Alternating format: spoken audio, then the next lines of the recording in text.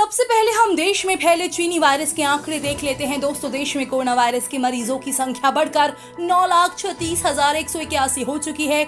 वहीं 2,19,640 लोगों का इलाज चल रहा है और 5,92,032 मरीज इस वायरस को मात दे चुके हैं। इसके अलावा 24,309 लोग इस संक्रमण से अपनी जान गंवा चुके हैं। और जैसे जैसे मैं आपको संक्रमित हुए लोगों की संख्या बता रही हूँ, वैसे वैसे संक्रमण से और लोग भी संक्रमित हो रहे हैं। चलिए बढ़ते हैं आज की खबरों की तरफ। आज की वीडियो में हम देखेंगे कि कैसे भारतीय प्रधानमंत्री करेंगे चीन EU का समर्थन लेने की कोशिश, और रिलायंस जियो की ओर से 5G सोल्यूशन को लेकर की गई बड़ी घोषणा।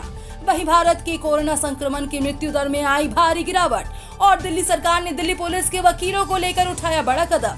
आगे देखेंगे कि पटना के एम्स में हुआ कोरोना वैक्सीन का ह्यूमन ट्रायल शुरू, और दिल्ली में सरकारी स्कूलों के छात्रों ने किया बेहतर प्रदर्शन। आगे देखिए BOI रिक्रूटमेंट 2020 में निकली भारी पदों पर भर्तियां, जिससे आपको मिलेगा 40 से 50 हजार तक का भारी वेतन कमाने का सुनहरा मौका। इन खबरों को जानने के लिए बने रहिए हमारे साथ। चलिए दोस्तों, फटाफट ले चलते हैं आपको हमारी आज की सबसे पहली खबर की तरफ। चीन EU का समर्थन लेने की कोशिश करेंगे मोदी। सूत्रों के मुताबिक यूरोपीय संघ के शीर्ष नेताओं के साथ हो रही बुधवार को शिखर बैठक में PM नरेंद्र मोदी की एक अहम कोशिश चीन को लेकर इस संघ की सोच की था लेने की होगी। दोनों पक्षों के एजेंडे में पिछले 7 वर्षों से लंबित कारोबारी द्विपक्षीय मुक्त व्यापार व निवेश समझौते पर नए सिरे से चर्चा शुरू करना निश्चित तौर पर ऊपर होगा।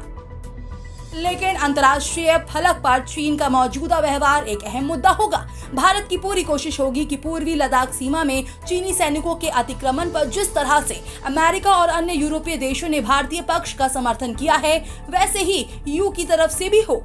शिखर बैठक में यूरोपीय संघ की अगुवाई यूरोपीय परिषद के प्रेसिडेंट चार्ल्स मिशेल और यूरोपीय आयोग की प्रेसिडेंट उर्सुला लियर कर रिलायंस जियो की ओर से 5G सोल्यूशन की घोषणा, जल्द ही परीक्षण करने की तैयारी। रिलायंस इंडस्ट्रीज के चेयरमैन मुकेश अंबानी ने बुधवार को अपनी 43वीं AGM में इस बात की घोषणा की है कि जियो एक होमगार्ड 5G सोल्यूशन विकसित कर रहा है। अंबानी ने कहा कि भारत में जियो 5G का सोल्यूशन स्क्रैच से किया गया है। इससे जियो भारत में विश्व स्तरीय 5G सेवा लॉन्च कर सकेगा। अंबानी ने कहा कि ये 5G सोल्यूशन ट्रायल के लिए वैसे ही तैयार हो जाएगा जैसे ही भारत में 5G स्पेक्ट्रम उपलब्ध होता है, और इसके बाद अगले साल तक कंपनी इसकी फील्ड डिप्लोमेट के लिए तैयार है। रिलायंस AGM 2020 की लाइव स्ट्रीम के दौरान मुकेश अंबानी ने खुलासा किया कि जियो 5G भारत में इंजीनियरों द्वारा विकसित, और ये PM नरेंद्र मोदी की आत्मनिर्भर भारत विजन को डेडिकेटेड है। अंबानी ने जियो 5G के लिए एक रोडमैप भी पेश किया है, जिसमें कहा गया कि 5G स्पेक्ट्रम उपलब्ध होने और फील्ड परियोजन के लिए तैयार होते ही ये भारत में पहली बार अपनी 5G सेवा का परीक्षण करेगा। 7.31% हुई संक्रमण की दर, मृत्यु दर में भी आई गिरावट। भारत में कोविड-19 की पॉजिटिविटी दर 7.31 हो गई है, जो कि मई के पहले हफ्ते में 4.14 हुआ करती थी।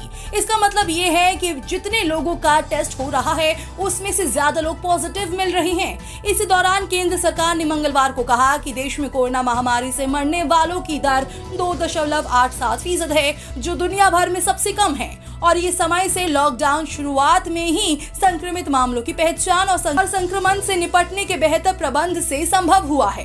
केंद्रीय स्वास्थ्य मंत्रालय ने कहा कि 15 अप्रैल को कोविड-19 से मृत्यु दर 3.38% थी, जो घटकर अब 2.87% पर आ गई है, जबकि विश्व में मृत्यु दर 6.4% है। रिकवरी रेट में भी पहले की अपेक्षा सुधार हुआ है और इस समय ये 41.61% है। दिल्ली सरकार ने उठाया बड़ा कदम, किया दिल्ली पुलिस के वकीलों के पैनल को खारिज।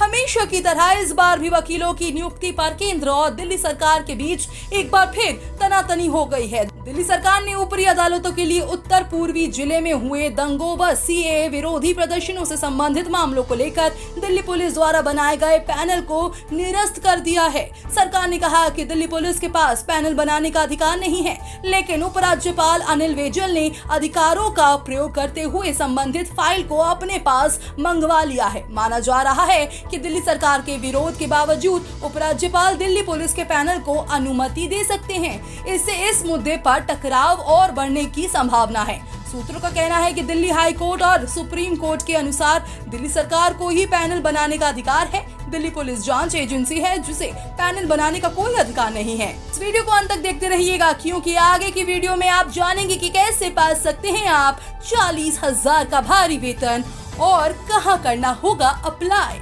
BOI रिक्वायरमेंट 2020 पर निकली भारी पदों पर भर्तियां, यहां कर सकते हैं आवेदन। इच्छुक और योग्य उम्मीदवारों के लिए सफल और उच्च पद पर निकली भारी पदों पर भर्तियां। BOI रिक्वायरमेंट 2020 ने मांगी है भारी पदों पर भर्तियां। इस भर्ती के तहत ऑफिस असिस्टेंट और वॉचमैन के पदों के आधार पर उम्मीदवारों का चयन किया जाना है। साथ ही अन्य पदों पर भी भारी भर्तियां निकाली गई है। आधिकारिक नोटिफिकेशन के मुताबिक BOI रिक्वायरमेंट 2020 की भर्ती के लिए योग्य व इच्छुक उम्मीदवार 3 अगस्त 2020 तक आवेदन कर सकते हैं और पा सकते हैं 40,000 से लेकर 50,000 तक का भारी वेतन। फिलहाल भारी पदों पर निकली इस भर्ती के लिए उम्मीदवार आधिकारिक वेबसाइट www.bankofindia.government.in पर जाकर ऑनलाइन आवेदन कर सकते हैं। भर्ती के लिए आयु सीमा 18 वर्ष से 40 वर्ष रखी गई है। BOI द्वारा निकाली गई बम्पर भर्ती के लिए आवेदन करने वाले उम्मीदवारों के पास किसी भी मान्यता प्राप्त विद्यालय से 8वीं या 10वीं या 12वीं पास आधिकारिक डिप्लोमा होना अनिवार्य है। दिल्ली में सरकारी स्कूलों के छात्रों ने किया बेहतर प्रदर्शन, लगाई 9% की छलांग। 10वीं के परीक्षा परिणाम में सरकारी स्कूलों के होनहारों ने बेहतर प्रदर्शन किया है, जिसके चलते सरकारी स्कूलों के पास फीसद में 9% की वृद्धि दर्ज की गई है। सरकारी स्कूलों में पास फीसद 71.91 से बढ़कर 80.91 पहुंच गया है। इस बार 18,73,015 छात्रों ने 10वीं की परीक्षा दी थी, जिसमें से 1,50,198 छात्रों की कंपार्टमेंट आई है। वहीं निजी स्कूलों के पास फीसद में सबसे अधिक गिरावट आई है। बीते वर्ष के मुकाबले पास फीसद में मामूली गिरावट के बावजूद केंद्रीय विद्यालयों का पास फीसद सबसे अधिक रहा है। मामूली बढ़त के बाद भी जवाहर नवोदय विद्यालय दूसरे नंबर पर है। वहीं निजी स्कूलों के पास फीसद में 1.34% की गिरावट दर्ज की गई है। पटना एम्स में हुआ वैक्सीन का ह्यूमन ट्रायल शुरू। महामारी के खिलाफ बिहार से आई उम्मीद भरी खबर। कोरोना वायरस के संक्रमण को रोकने के लिए पटना के अखिल भारतीय आयुर्विज्ञान संस्थान एम्स में कोरोना वैक्सीन का मानव परीक्षण मंगलवार से शुरू हो रहा है। इसके लिए एम्स प्रशासन ने 18 से 55 साल तक के 10 लोगों को चुना है। चुने गए कोरोना पॉजिटिव लोगों को ICMR की गाइडलाइन के अनुसार वैक्सीन का पहला डोज दिया जाएगा। विदित हो कि ये वैक्सीन ICMR और भारत बायोटेक द्वारा निर्मित है। इसके मानव परीक्षण के लिए पटना एम्स में 5 विशेषज्ञों की टीम गठित की गई है। डॉक्टरों के अनुसार वैक्सीन का पहला डोज देने के बाद मरीजों पर 2-3 घंटे नजर रखी जाएगी, फिर उन्हें घर भेज दिया जाएगा। वैक्सीन का दूसरा डोज 14 दिनों बाद दिया जाएगा। तो दोस्तों, आपके हिसाब से भारत में कोरोना वैक्सीन के ह्यूमन ट्रायल की गति बढ़ानी चाहिए या नहीं?